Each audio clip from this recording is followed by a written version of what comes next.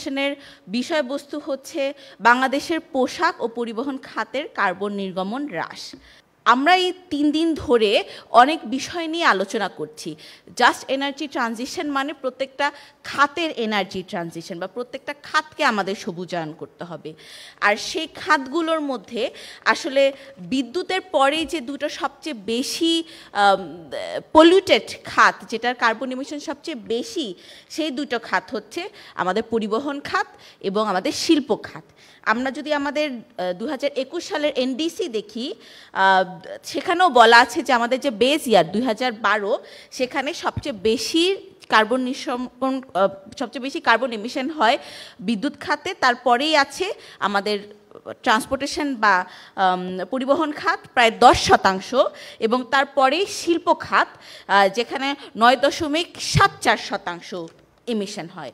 এবং সেটার উপরে ভিত্তি করে আমাদের যে ফোরকাস্ট করা হয়েছে বা যে প্রাক্কলন করা হয়েছে 2030 সালে আসলে আমাদের শিল্প খাত সবচেয়ে বেশি কার্বন এমিশন করবে, যেটা কিনা প্রায় 25% সমান, এবং আমাদের পরিবহন খাত প্রায় 9% সমান কার্বন নির্গমন করবে। তো এটাকে মাথায় রেখেই আসলে আমাদের এনডিসিতে একটা অ্যাম্বিশাস বা একটা উচ্চাভিলাষী এই কার্বন নির্গমন কমানোর টার্গেটও সেট করা হয়। যদি আমি শিল্প খাতের কথা বলি তাহলে প্রায় 9% বলা হয় যে কার্বন এমিশন কমানো হবে কম্বাইন্ডে, যেখানে কন্ডিশনাল আনকন্ডিশনাল দুটোই আছে, এবং আমাদের পরিবহন খাতে সেটা আরও বেশি 11% কমানো হবে। অর্থাৎ আমরা বুঝতেই পারছি যদি আমরা 2025 সালের নেট কার্বন এমিশন বা নেট জিরো টার্গেট অ্যাচিভ করতে চাই, আমাদের কোনো বিকল্প নেই এই পরিবহন খাত এবং শিল্প খাতকেও সবুজায়ন করা ছাড়া। তাহলে প্রথমেই আমরা যদি আলোচনা শুরু করি তাহলে আমরা শিল্প খাত নিয়ে আলোচনা শুরু করতে চাই। আমি এ পর্যায়ে Munir Uddin Shamim, senior manager ETI Bangladesh, ভাই আপনাকে ডেকে নিতে চাচ্ছি। জ্বালানি সংক্রান্ত যে সমস্ত তথ্যপত্র এবং আরএমজির যে সমস্ত তথ্যপত্র ধারাবাহিকভাবে পাওয়া হচ্ছে খুবই কঠিন এবং খুবই ইনকনসিস্টেন্ট, ফলে আজকে যে সমস্ত তথ্যপত্র নিয়ে আমরা কথা বলবো সেগুলো একেবারে হালনাগাদ সেটি যেমন বলা যাবে না, এবং ভিন্ন তথ্যপত্র আবার অনেকের কাছেই থাকতে পারে। আরেকটি হচ্ছে যে পাশাপাশি আমি যে বিষয়গুলো নিয়ে কথা বলে সেগুলো হচ্ছে যে আমরা গত কয়েক বছর ধরে বিশেষ করে তৈরি পোশাক শিল্পের সবুজায়ন নিয়ে যে কাজ করছি, সেই কাজ করতে গিয়ে আমাদের নানান পক্ষের সাথে কথা বলবার মধ্য দিয়ে আমরা যে অভিজ্ঞতাগুলো অর্জন করেছি, সেই অভিজ্ঞতাগুলোই আজকে আমি শেয়ার করবার চেষ্টা করব। খুব সঙ্গত কারণেই বাংলাদেশের যে জ্বালানি রূপান্তরের যে স্বপ্ন 2041 সালের মধ্যে, সে জায়গায় যাবার ক্ষেত্রে আমরা কেন আসলে আরএমজি নিয়ে কথা বলতে চাই বা তৈরি পোশাক শিল্প নিয়ে কথা বলাটা আমাদের জন্য জরুরি কেন। আমি যেরকম করে ভাবছি এবং আমরা যেরকম করে ভাবতে চাই সেটি হচ্ছে যে প্রথমত হচ্ছে যে আরএমজিকে বাংলাদেশের অর্থনীতির লাইফ ব্লাড বলা হয়। আমাদের বাংলাদেশ সরকারের যে সমস্ত নীতিগুলো আছে সেগুলোর প্রায় সবগুলোতে বলা হচ্ছে যে এটি হচ্ছে লাইফ ব্লাড। কারণ আমরা যদি আমাদের জিডিপিতে তার কন্ট্রিবিউশন যদি দেখি, সেটি হচ্ছে যে গত অর্থ বছরেই এটি প্রায় 10%-এর বেশি ছিল, এবং আমাদের বৈদেশিক খাত থেকে যে আমাদের অর্জন সেখানে প্রায় কনসিস্টেন্টলি 84% আরএমজি থেকে আসে। আরেকটি জায়গা হচ্ছে যে যদি আমি এমপ্লয়মেন্টের জায়গা থেকে বলি, আমাদের বিশাল জনগোষ্ঠী আসলে শ্রমিক জনগোষ্ঠী এই খাতে কাজ করছেন। বিশেষ করে নারীর ক্ষমতায়নের জায়গা থেকে যদি বলি, এটি একমাত্র খাত যেখানে বিপুল পরিমাণ প্রান্তিক নারীকে মূলধারার অর্থনীতির সাথে সম্পৃক্ত করেছে এবং নারীর আসলে সামাজিক মোবিলিটি এবং অর্থনৈতিক মোবিলিটি তৈরি করেছে। ফলে অর্থনৈতিকভাবে গুরুত্বপূর্ণ এরকম একটি খাতের শুধু অর্থনৈতিকভাবে টেকসই হলে হবে না, এটি পরিবেশগত দিক থেকে টেকসই হওয়াটা খুবই জরুরি। এবং পরিবেশগতভাবে টেকসই যদি হতে হয় তাহলে অন্যান্য যে উপাদানগুলি আছে তার মধ্যে জ্বালানি হচ্ছে একটি গুরুত্বপূর্ণ বিষয়। কারণ আমরা যদি একটু পরেই যদি এই খাতের যদি জ্বালানির যদি কনজামশনের যদি আমরা পরিমাণটা দেখি, তাহলে দেখা যাচ্ছে যে প্রায় আমাদের যে ইন্ডাস্ট্রিয়াল এনার্জি যেটা ব্যবহার হয় তার প্রায় 1/3 আসলে তৈরি পোশাক খাত ব্যবহার করে, এবং যেটি আসলে হেভিলি আসলে নন রিনিউয়েবল এনার্জির উপরে নির্ভরশীল, ফসিল ফুয়েলের উপর নির্ভরশীল। এবং অন্য দিক থেকে আমরা প্রাপ্ত তথ্যে দেখতে পাচ্ছি যে আরএমজিতে এখন পর্যন্ত যে রিনিউয়েবল এনার্জি, এটি টোটাল যে আরএমজিতে এনার্জি ব্যবহার হয় তা সেটি 4 ভাগের কাছাকাছি। আমরা একটি এর বাইরেও আমরা প্রায় 100টা ফ্যাক্টরির একটি ইভেন্টে আসলে খুব র্যাপিড অ্যাসেসমেন্ট করে দেখার চেষ্টা করেছিলাম। ওনাদেরকে ইমিডিয়েটলি জিজ্ঞেস করেছিলাম যে আপনারা যে এনার্জিটা ব্যবহার করেন তার সোর্সগুলো কি। সেখান থেকেও আমরা প্রায় 4-5 ভাগের কাছাকাছি পেয়েছি। তার মানে এটি খুবই সামান্য। এবং বৈশ্বিকভাবে প্রায় 8 ভাগের কাছাকাছি ইলেকট্রিসিটি এবং অন্যান্য যে এনার্জি এটি আসলে ফ্যাশন ইন্ডাস্ট্রি ব্যবহার করে। ফলে এইসব দিক থেকে এটি খুবই গুরুত্বপূর্ণ। অন্য দিক থেকে যদি কার্বন ইমিশনের জায়গা থেকে দেখি, আমাদের আজকের যিনি সঞ্চালক তিনি একটু বলবার চেষ্টা করেছেন। সেই তথ্য উপাত্তগুলোর সাথে আমি যদি সংযোজন করি, সেটি হচ্ছে যে আমাদের গ্লোবালি যদিও আমাদের হচ্ছে যে কার্বন ইমিশনের কন্ট্রিবিউশন আমাদের খুবই সামান্য, কিন্তু অন্যভাবে যদি আমরা 1990 সালকে যদি বেজ ইয়ার হিসেবে ধরি, আমরা দেখতে পাচ্ছি যে আমাদের আসলে কার্বন ইমিশন ক্রমাগতভাবে বাড়ছে, যেটা প্রায় 92% ইনক্রিজ।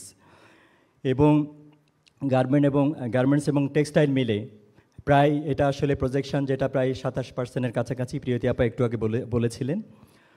অন্যদিক থেকে হচ্ছে যে আরএমজির সবুজায়নের একটা বৈশ্বিক, আমরা যাদের সাথে ব্যবসা বাণিজ্য করি, যারা আমাদের ক্রেতা, সেই দিক থেকেও এক ধরনের প্রত্যাশা আছে। আমরা জানি যে আমরা লিড সার্টিফাইড বা হচ্ছে সবুজ ফ্যাক্টরির কথা শুনছি, যেখানে প্রায় বিজিএমের তথ্য অনুযায়ী দেখা যাচ্ছে প্রায় 200-র উপরে হচ্ছে যে ফ্যাক্টরি, যেটা আসলে টোটাল আরএমজির 40%। আরেকটা বিষয় হচ্ছে যে আমাদের আরএমজি সেক্টরে আরেকটা এখন ডিমান্ড তৈরি হয়েছে, এটি হয়তো ইকবাল ভাই আরও পরে যখন ব্যাখ্যা দিবেন ভালো বলতে পারবেন। সেটি হচ্ছে যে আমাদের কোনো বায়ারের ডিমান্ডের কারণে রিনিউয়েবল এনার্জি সার্টিফিকেশন নিতে হচ্ছে, এবং সেটি আসলে বাইরের দেশ থেকে নিতে হয়, আমাদের এখান থেকে নেওয়া যায় না। এবং এক্ষেত্রে যেটি গুরুত্বপূর্ণ তথ্য সেটি হচ্ছে যে আমাদের টোটাল রিনিউয়েবল এনার্জির যে ন্যাশনাল গ্রিডের যে পরিমাণ, তার উপর নির্ভর করে আসলে এই সার্টিফিকেটটা আসলে আমরা কত কম মূল্যে নিতে পারবো। ফলে আমাদের এই ট্রানজিশনটা খুবই গুরুত্বপূর্ণ। আমরা 2026 সালে লিস্ট ডেভেলপমেন্ট কান্ট্রি থেকে ডেভেলপিং কান্ট্রিতে যাবার স্বপ্ন দেখছি। একই সাথে এটা নিয়ে অনেক কথাবার্তা আছে, কিন্তু সেটি যদি হতে হয় তাহলে আমাদের এই সেক্টরটিকে পরিবেশের দিক থেকে অনেক বেশি কম্পিটিটিভ হতে হবে। তার অর্থ হচ্ছে যে আমাদের কিন্তু উৎপাদন খরচও অনেক বাড়বে। এবং সেই জায়গায় আমরা যদি জিএসপি প্লাসের কথা ভাবি, তাহলে সেটির জন্য কোয়ালিফাই হতে হলে আমাদেরকে অনেক বেশি সোশ্যালি এবং এনভায়রনমেন্টালি কমপ্লাইড হতে হবে। সেই দিক থেকেও আমাদের জন্য এনার্জি সেক্টরের এবং আরএমজি এনার্জির যে পরিবর্তন, যে ট্রানজিশন, এটা খুবই গুরুত্বপূর্ণ। আমরা জানি যে জাতীয় পর্যায়ে যে সমস্ত আমাদের নীতিগুলো আছে, আমি সেগুলো নিয়ে, এটা এতবার আলাপ হয়েছে, আমি নীতিগুলো নিয়ে আর কথা বলতে চাই না, কিন্তু এইটুকু শুধু বলে রাখি যে আমাদের নানান পলিসিতে আমাদের কমিটমেন্ট আছে, এবং জাতীয় পর্যায়ে এবং আন্তর্জাতিক পর্যায়ে আমি শুধু ব্যবসা বাণিজ্যের ক্ষেত্রে কয়েকটা জায়গায় একটু বলতে চাই। সেটা হচ্ছে যে United Nation guiding principle on business, OECD guideline, SDG, এগুলোতে আলাদা করে বলা আছে। এবং স্পেশালি আমরা যদি একসময় ইউনাইটেড নেশনের যে হিউম্যান রাইটস, সেখানে কিন্তু পরিবেশের বিষয়টি মানবাধিকার হিসাবে সেভাবে স্পষ্টভাবে যুক্ত হয় নাই, কিন্তু 2022 সালে ইউএনের যে জেনারেল অ্যাসেম্বলিতে যে নতুন এটা হয়েছে, সেখানেই কিন্তু ক্লিন, হেলদি এবং সাস্টেনেবল এনভায়রনমেন্ট এটা আসলে হিউম্যান রাইটসের অংশ হিসেবে হয়েছে। ফলে বিজনেসের কারণে যদি কোনো কিছু হয়, সেটার আসলে হিউম্যান রাইটসের ভায়োলেশন হিসেবে বিবেচনা করবার একটা বিষয় তৈরি হচ্ছে। ফলে আরেকটা বিষয় হচ্ছে যে আমরা জানি যে আমরা ইউরোপিয়ান গ্রিন ডিলের কথা জানি, যাদের টার্গেট হচ্ছে 2050 সালের মধ্যে ইমিশন ফ্রি প্রোডাক্ট। আমরা জানি যে আমাদের ক্রেতাদের একটা বড় অংশ হচ্ছে ইউরোপিয়ানের দেশগুলো। ফলে এর প্রভাব কিন্তু আমাদের সামগ্রিক কিন্তু সাপ্লাই চেইনে পড়বে, এবং আমাদেরকেও কিন্তু সেই বিষয়গুলো বিবেচনা করতে হবে। না হয় সেখানে স্পষ্ট বলা আছে যে এই দেশগুলো এটি কমপ্লাই করবে না, তার উপর কিন্তু আলাদা করে ট্যাক্স ইম্পোজিশনের প্রভিশন রাখবে তারা, এবং তাদের সেই চিন্তাভাবনাটা আছে। এই ট্রানজিশনের জন্য যেটা জরুরি, কোনোভাবেই যেন আমরা আমাদের শ্রমিক ভাই বোনদেরকে ভুলে না যাই। সমস্ত ট্রানজিশন হতে হবে ওয়ার্কারদেরকে মাথায় রেখে। অনেক ধন্যবাদ। এখন আমি একটু ডেকে নিতে চাচ্ছি আমাদের মার্জিয়াত আপাকে, মার্জিয়াত রহমান, লিড রিসার্চার ক্যাপস, আসলে আজকে প্রেজেন্টেশনটা আমার শ্রদ্ধেয় শিক্ষক প্রফেসর আহমেদ কামরুজ্জামান স্যারের দেওয়ার কথা ছিল, ওনার অ্যাবসেন্সে আমি দিচ্ছি।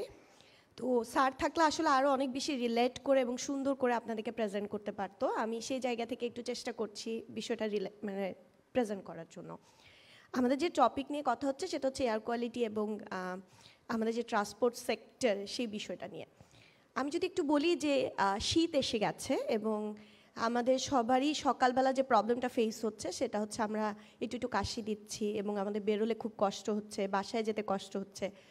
তো এই যে শীতের সাথে আমাদের হেলথের যেই মানে আমাদের স্বাস্থ্যগত যেই জরুরি একটা অবস্থা তৈরি হচ্ছে, যদি একটু ভালোভাবে চিন্তা করে দেখি, এটা সম্পূর্ণ যদি দায়ী বলি কাউকে, সেটা হচ্ছে বায়ু দূষণ। এই যে ফসিল ফুয়েল ইউজের কারণে বায়ু দূষণটা বৃদ্ধি পাচ্ছে, সেই জায়গাটাই আসলে আমরা এখন কথা বলবো। বাংলাদেশের আমাদের যে সকলের গড় আয়ু সেটা 4.8 ইয়ার্সে চলে এসেছে এবং কিছু ইন্ডিভিজুয়াল জেলা যেমন গাজীপুর, নরসিংদী, সেগুলোতে বায়ু দূষণের মানটা বেশি, লাইফ এক্সপেক্টেন্সিটা কম। তো এই যে জায়গাটা মানে আমরা শুধু দেখি যে আমাদের বায়ু দূষণটা বাড়ছে, আমরা যদি খুব ডিপলি চিন্তা করি যে কেন বাড়ছে, সবগুলা কিন্তু আন্তঃসম্পর্কিত। এখানে যেই আমাদের যে ম্যাপটা দেওয়া আছে এটা আমরা কাজ করেছিলাম বায়ুমণ্ডলীয় দূষণ অধ্যয়ন কেন্দ্র থেকে 2021-এ, যে জেলাগুলোতে বায়ু দূষণগুলো কেমন থাকছে। তো আপনি দেখেন যে কিছু ইন্ডিভিজুয়াল জেলাতে আমরা গ্রিন টু রেড একটা কালার কোড দিয়ে দেখিয়েছি, তখন দেখলাম যে দূষণের পরিমাণটা গ্রিন জোনগুলোতে বেশি এবং রেড জোনগুলোতে বেশি, গ্রিন জোনগুলোতে কম। আমাদের প্রচুর ভেহিকেল ইউজ, বিশেষ করে কার, আমরা প্রাইভেট কারের ব্যাপারে এখন আর পাবলিক ট্রান্সপোর্ট কেউ ইউজ করতে চায় না, সবাই একটু প্রাইভেট ইউজ করতে পছন্দ করে। আমরা আমাদের জীবনযাত্রার মান উন্নয়ন করতে গিয়ে ইলেকট্রিক জিনিসগুলোকে বেশি আমাদের সাথে কানেক্ট করছি। তো এভাবে আসলে আমরা জীবনযাত্রার মান উন্নয়ন করার জন্য আমাদের ফসিল ফুয়েলকে বেশি রিলেট করে ফেলতেছে আমাদের সাথে। যদি আমি স্ট্যাটাসটা দেখি, এই স্ট্যাটাস অনুযায়ী দেখা যাচ্ছে যে বাংলাদেশ প্রতি বছরই কার প্রচুর ইম্পোর্ট করছে এবং 2022-এর একটা ডাটা অনুযায়ী যে আমরা প্রায় $555 মতো খরচ করছি যে প্রতি বছর কালেকশন করার জন্য, এবং এই বিআরটিএ বলছে যে এই পার্সেন্টেজটা ধীরে ধীরে আরও বাড়তে থাকবে। এবং যদি আমরা একটু এটা সলিউশনের দিকে যাই, সবাই বলবে যে ভেহিকেলের কথা এবং এখানে কিছু হিস্ট্রি বা আদার্স জিনিসগুলো আছে। আমি সময় স্বল্পতার জন্য খুব ইন্টারেস্টিং একটা ফাইন্ডিং আপনাদের সাথে শেয়ার করছি এবং সেটা হচ্ছে যে প্রথমে যে চিত্রটা দেখবেন যে আরবান রোডসের ক্ষেত্রে যেই আমাদের যে পার্টিকুলেট ম্যাটার যেটার কথা আমরা সবসময় বলে থাকি এবং যেটা ইনক্রিজ হয় ফসিল ফুয়েল বার্ন করার কারণে, সেক্ষেত্রে দেখেন গ্রিনটা হচ্ছে যখন পেট্রোল বার্ন করা হয়, গ্রিন লাইনটা, এবং যে ব্লু লাইনটা আছে সবচেয়ে কম পরিমাণ আমাদের পিএম কি বলবো ইমিশন হয়, সেটা হচ্ছে ব্লু লাইনটা থেকে। তো ব্লু, রেড এবং আরেকটা যেটা, এই তিনটা লাইনে আসলে আপনাকে যখন ভেহিকেলের ক্ষমতা সম্পূর্ণ, এটা কতটুকু, যদি 100% হয় তাহলে সে এত কম দিচ্ছে, যদি আরেকটু বেশি হয় তখন একটু কম দিচ্ছে। তো এভাবে আসলে এই লাইনিংটা যে সে, তার মানে হচ্ছে কি চিত্রটা থেকে যেটা খুব সুন্দরভাবে ভিজিবল সেটা হচ্ছে যে ভেহিকেল যদি আমরা ইউজ করতে পারি তাহলে এয়ার পলিউশনের লেভেলটা কমে আসবে, তার মানে আমরা ফসিল ফুয়েল থেকে একটু সরে আসতে পারবো, ফসিল ফুয়েল থেকে সরে এসে আরেকটা ট্রান্সপোর্টের দিকে যেতে পারবো। তার মানে আমরা আস্তে আস্তে মানে আমাদের জায়গাটা পরিবর্তন হবে। যারা হচ্ছে ইন্ডাস্ট্রিয়াল ক্ষেত্রে কাজ করছেন অথবা যারা এই সেক্টরটাতে কাজ করছেন, ট্রান্সপোর্ট সেক্টরে, সেটা ড্রাইভার হতে পারে, সেটা ওনাররা হতে পারেন, তাদেরকে কিভাবে আসলে কানেক্ট করা যায় ভেহিকেলের সাথে, এটা একটা ভালো কাজ হতে পারে যে হ্যাঁ তারা কানেক্টেড। এবং এভাবে আসলে যে তাদেরকে ভালো মন্দ সব কিছু যখন আপনি বোঝাবেন তখন আসলে একটা ভালো দিক উঠে আসবেন। So thank you. যে আমরা আসলে ট্রান্সফরমেশনের কথা বলছি কিন্তু এফিসিয়েন্সির কথা বলছি না। কার্বন ইমিশন যদি আমরা সত্যি সত্যি যদি টার্গেটে পৌঁছাতে চাই তাহলে আমাদেরকে কিন্তু আসলে এনার্জি এফিশিয়েন্ট হতে হবে, রিসোর্স এফিশিয়েন্ট হতে হবে, এটা একটা বড় জায়গা। ফলে এখানে আমার কাছে মনে হচ্ছে শ্রমিকদের অনেক ভূমিকা আছে, ন্যাশনাল পর্যায়ে শ্রমিকদের ভূমিকা আছে। আসলে তারা যদি অ্যাডভোকেসি করে সরকারের সাথে, বিভিন্ন ফেডারেশনের সাথে, বিভিন্ন অ্যাসোসিয়েশনের সাথে, তাহলে ওভারঅল আসলে এনার্জি ট্রান্সফরমেশন এবং এনার্জি ইটসেলফ যে আসলে শ্রমিকদের অধিকারের অংশ, কারণ এর কারণে যে বিরূপ প্রভাব পড়ে শ্রমিকের জীবনে, সেই জায়গাটা তাহলে এস্টাবলিশ করা সম্ভব হবে। আমরা যদি বাংলাদেশের কার্বন ইমিশনের গ্রাফগুলো, এগুলো আপনারা গুগল করলেই পাবেন, সেখানে দেখবেন যে এই গ্রাফ কিন্তু একটা উলম্ব রৈখিক ক্রমাগতভাবে বাড়ছে। তার সাথে যদি আমাদের যদি ইন্ডাস্ট্রিয়ালাইজেশন, আমাদের ইকোনমিক অ্যাক্টিভিটি, আমাদের কৃষি, সব কিছুরই কিন্তু এখানে ভূমিকা আছে।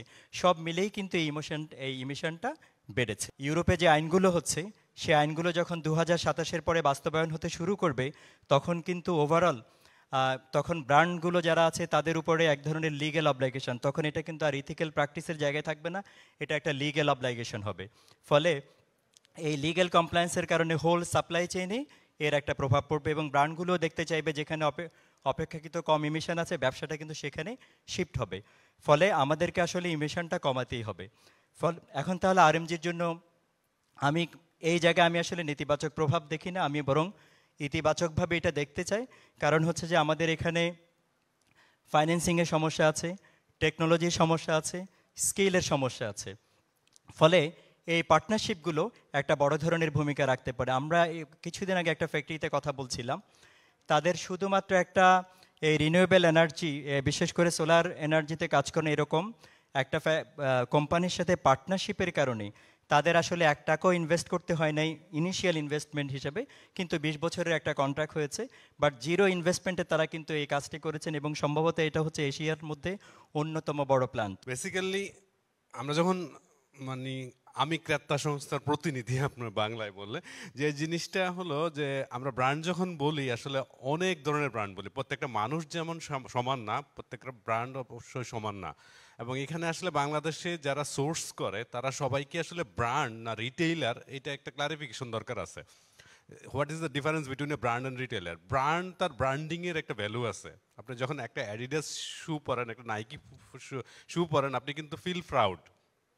কিন্তু আর রাস্তায় অনেক ধরনের জুতা, স্যান্ডেল এগুলো বিক্রি করে, তাদের একটা ব্যাপারও আছে। সো আমি কাউকে ছোট করছি না, সেটা হলো যে আপনি যেখানে বলছে বাংলাদেশের যতগুলো কাস্টমার আছে সবাই কিন্তু ব্র্যান্ড না, বিভিন্ন ধরনের কাস্টমার বাংলাদেশ থেকে পারচেস করে। As a fashion brand, Lindex is Swedish fashion company, fashion brand. there are a lot of other European fashion brand কখনোই UN/CCC যে ক্লাইমেট কমিটমেন্ট, এটাকে স্লো ডাউন করতে পারে না অথবা করবে না। কারণ আমাদের আসলে আমাদের মানে ক্লাইমেট অ্যাকশনসটা একটা ব্র্যান্ডের জন্য একটা মার্কেটিং মেকানিজম। যত বেশি ইউরোপিয়ান কাস্টমারকে ইনফ্লুয়েন্স করার জন্য প্রাইস ছাড়াচ্ছে, আপনি সোশ্যালি এবং এনভায়রনমেন্টালি কী ধরনের এক্সিলেন্স করতেছেন সেটা একটা বড় ধরনের মার্কেটিং টুল। সো আমরা ইমিশন রিডাকশন করব, ইমিশন রিডাকশন এত % করতেছি, সেই জিনিসটা আমাদের জন্য একটা বড় মার্কেটিং টুল। কোনো কাস্টমার বাংলাদেশ থেকে যারা পারচেস করে, তারা বাংলাদেশ থেকে পারচেস করে, তারা রোড সাইডে অথবা তারা হকার অথবা এই ধরনের কিছু কাস্টমার থাকতে পারে, তারা হয়তো এদের জিনিসটাকে স্লো ডাউন করতে পারে। কিন্তু কোনো ফ্যাশন ব্র্যান্ড, যেহেতু আপনি উচ্চারণ করেছেন, ব্র্যান্ড কখনো আসলে এটা করে না। ব্র্যান্ডের জন্য এইটা আমি জানি না, আমি মানে অনেক বেশি লেংদি করে ফেলছি কিনা, কিন্তু আমি আরেকটু মানে পরে এলাবোরেট করব। ব্র্যান্ডের জন্য ইমিশন রিডাকশন, এটাকে আমরা আসলে যতটা না বেশি ক্লাইমেট অ্যাসপেক্টে দেখি, তার চেয়ে বেশি দেখি সাস্টেনেবিলিটি অ্যাসপেক্টে। সাস্টেনেবিলিটি মিনস আপনি যতটুকু এনার্জি ইউজ কমাবেন, এনার্জি এফিশিয়েন্ট হবেন, আপনি কিন্তু ততটুকু কিন্তু খরচ কমছে। আপনি যদি রিনিউয়েবল এনার্জি ইউজ করেন, তাহলে মানে রাশিয়াতে অথবা ইউক্রেনে যুদ্ধ হচ্ছে, মিডল ইস্টে কোনো রকমের যুদ্ধ হচ্ছে, তার জন্য মিডল ইস্টের তেলের প্রাইস বেড়ে গেছে, এগুলো নিয়ে কিন্তু আপনাদের চিন্তা করতে হবে না। কারণ your sustain in your own energy. Like আপনার রুফটপ সোলার আছে, পৃথিবীর ইউক্রেন রাশিয়া যুদ্ধ হোক আর যাই হোক, আপনি কিন্তু আপনার এনার্জি পেয়ে যাচ্ছেন, আপনার ইলেকট্রিসিটি পেয়ে যাচ্ছেন। সো ফসিল ফুয়েল বেসড এনার্জির থেকে রিনিউয়েবল এনার্জি ট্রান্সফরমেশন করাটা আমরা যতটা ক্লাইমেট অ্যাসপেক্টে দেখতেছি, তার চেয়েও বেশি দেখতেছি self sufficiency in energy use. So এই জন্য ক্লাইমেট অ্যাকশনে কোনো ফ্যাশন ব্র্যান্ড স্লো ডাউন করতে পারে না, করতে চায় না, সেটা হয়তো বা গুটি কয়েকজন করতে পারে। আমরা অ্যাক্টিভলি ওয়ার্ক করতেছি এবং এইটা কন্টিনিউ করব। There will be no better time to call upon Mr. Syed Ishtiaq Ahmed, Director Engineering Innovation, Soulshare. আজকের আলোচনাটা খুবই মানে ইনডেপথ এবং অনেক ভাইব্রেন্ট ডিসকাশন ছিল। ওখানে আরএমজি সেক্টর এসছে, এখানে ই ভেহিকেল আসছে। তো আমি খুব শর্টে যদি কয়েকটা বলি, আমি আরএমজি থেকে শুরু করি। যে আরএমজিতে অনেক কিছু এসছে, যে এখানে প্রথম যেটা হলো যে একটা সময় ছিল যে আমরা এই যে কার্বন এমিশন কিংবা এইসব কিছু একটা চয়েস, যে এটা একটা ডেভেলপমেন্ট ইনিশিয়েটিভ, বাট আনফর্চুনেটলি 2027-এর পরে it will not be a choice, but it's a must. Otherwise যেই সেক্টরটা আমাদের 80% ফরেন রেমিটেন্স আর্ন করে এবং 10% জিডিপিতে কন্ট্রিবিউট করে, সেই সেক্টরটা কিন্তু প্রচণ্ড একটা হুমকির মুখে পড়বে। সো এই জায়গাতে আমাদের কোনো মানে পিছু পা হওয়ার সুযোগ নাই, because this is a very competitive world. আমরা সবাই জানি বাংলাদেশ খুবই কম্পিটিশনের মধ্যে আছে, Sri Lanka, Pakistan, Vietnam, Cambodia RMG সেক্টরে। সো এটা কিন্তু আমাদের এখন থেকেই যদি কাজ না করি, কোনো ব্র্যান্ড কিংবা কোনো বায়ার ওয়েট করবে না যে ঠিক আছে তোমাদের হয় নাই আর একটু সময় দিলাম, they will shift to any other country. তো এই জায়গাটাতে অনেক কিছু আমাদের করার আছে। বিভিন্ন আরএমজি ফ্যাক্টরিতে স্কোপ 3 এমিশন গোল কমানোর মানে অ্যাচিভ করার জন্য আপনার সোলার পাওয়ার ইনস্টল করা হচ্ছে। এখানে আরও র্যাপিডলি হতে পারে অনেক কিছু আছে, যেরকম একটা কথা আসছে যে ফিনান্সের একটা প্রবলেম আছে, অ্যাক্সেস টু ফাইন্যান্স। সো এইটাতে পজিটিভ দিক হলো এখন অনেক ব্র্যান্ড নিজেরা এগিয়ে এসছে। লাইক রিসেন্ট একটা ব্র্যান্ড বেস্ট সেলার, তারা অন্য সবার জন্যই ওপেন করে দিয়েছে একটা প্ল্যাটফর্ম নিয়ে আসছে, জিজিআই, গ্রিনার গার্মেন্টস ইনিশিয়েটিভ। তারা কিন্তু যেটা প্রমোট মানে পার্টনারশিপ বেসিসে পিপিএ মডেলে, মানে 20 বছরের এনার্জি যে কোনো RMG factory if they comply with all other regulations and financial due diligence, সেই ক্ষেত্রে ওই ফ্যাক্টরিতে তাদের নিজস্ব ইনভেস্টমেন্ট না, ব্র্যান্ডটা ইনভেস্ট করতেছে ফর 20 ইয়ার্স সোলার পাওয়ারের জন্য। So which is a very good sign. এছাড়াও অন্যান্য অ্যাক্সেস টু ফাইন্যান্সের জন্য ইটকল আছে, বিআইএফএল আছে। আমরা সবাই জানি যে জিটিএফ ফান্ড, যেটা বাংলাদেশ ব্যাংকের গ্রিন ফান্ড, ওটা একটু লেংদি প্রসেস, বাট মানে রিয়েলিটি ইজ রিয়েলিটি। আমার অন্যান্য অপশনও আছে। এখানে আরেকটা যেটা বড় স্কোপ হতে পারে এনার্জি স্টোরেজ সিস্টেম, বিকজ আমরা একটা সময় এই যে আমাদের লিথিয়াম আয়ন ব্যাটারিগুলো অনেক এক্সপেন্সিভ ছিল, এখন কিন্তু সোলার এবং লিথিয়াম আয়ন ব্যাটারির যে কম্বিনেশন, এটা ডিজেল থেকে কিন্তু লোয়ার কস্ট। আমি যদি একেবারে মানে অঙ্কের ভাষায় বলি, ডিজেলে এখন ডিজেল জেনারেটর আমরা আসলে অ্যাভয়েড করতে পারবো না, বিকজ অফ আমাদের লোডশেডিং এই সব কিছু, বিশেষ করে ইন্ডাস্ট্রিতে এটা একটা ম্যান্ডেটরি পার্ট। তো ডিজেলের প্রতি ইউনিটে অ্যাপ্রক্সিমেটলি 35 থেকে 40 টাকা পার ইউনিট পড়ে, whereas approximately solar plus lithium energy storage, it becomes somewhere between 25 to 30. So already this is a business case. So আমরা একটা সবসময় বলি যে আমরা সবসময় চিন্তা করি যে রিনিউয়েবল এটা তো আসলে একটা উচ্চাভিলাষী, expensive, but now this is completely business case এবং বিজনেস ড্রাইভস দ্য সোসাইটি। আমি জোর করে উন্নয়নের জন্য অনেক কিছু বলতে পারি, কিন্তু ওটা যদি বিজনেস সেন্স মেক না করে, একটা ম্যানুফ্যাকচারের জন্য যদি ওটা কম্পারেটিভ কিংবা বেনিফিট নিয়ে আসে, financial benefit, no other benefit, sorry, ওটা এনভায়রনমেন্ট অনেক কিছু হবে, কিন্তু দিন শেষে সবাই কিন্তু আমরা টাকার বুঝি এবং প্রতিটা ইন্ডাস্ট্রি হচ্ছে কিন্তু টাকার জন্য। সো এটা যদি ফাইন্যান্সিয়ালি ভায়াবল না হয়, কেউ করবে না, হয়তো জোর করে মানে স্কেলে করবে না। সো এটা খুবই ভালো জিনিস যে এই সব কিছু এখন স্কেলের মধ্যে চলে আসছে। ফর এক্সাম্পল, সোলার পাওয়ার একটা সময় অনেক এক্সপেন্সিভ ছিল, এটার পে ব্যাক পিরিয়ড এখন 4 থেকে 5 বছর। এবং একটা বিকজ ফ্যাশন চার্টারে 2017 থেকে শুরু হলো, তাই তো, তখন পর্যন্ত কিন্তু খুব বেশি প্রোগ্রেস হয় নাই। যে প্রোগ্রেসটা গত 2-3 বছরে যেই ম্যাসিভ আকারে হয়েছে, জাস্ট বিকজ এটা রিয়ালিটি আমাদের সবার বুঝতে হবে, বিশেষ করে যারা ইয়াং জেনারেশন, আপনাদেরও বুঝতে হবে যে মার্কেট ড্রাইভিং ফোর্সটা কি। মার্কেট ড্রাইভিং ফোর্স, বিকজ এনার্জির কস্টটা কমে গেছে, আরইবি কিংবা ইউটিলিটির ইলেকট্রিসিটির থেকে এখন সোলার পাওয়ারটা অনেক কম। সেই কারণে যারা মালিক কিংবা ইন্ডাস্ট্রি ওনার, তারা নিজেদের তাগিদেই এই সোলারটা করছে, which is a very good sign. So lot of things are happening. আমাদের হতাশ হওয়ার কিছু নাই, বাট আমাদের স্পিড আপ হইতে হবে এবং আমাদের নিজেদের যা আছে সেটা নিয়ে আমাদের চিন্তা করতে হবে। সামনে টেকনোলজি যা আসবে, but what we have right now, we have to exploit that and take advantage out of that. আপনাদের সবাইকে অনেক অনেক ধন্যবাদ for your active participation. Thank you very much.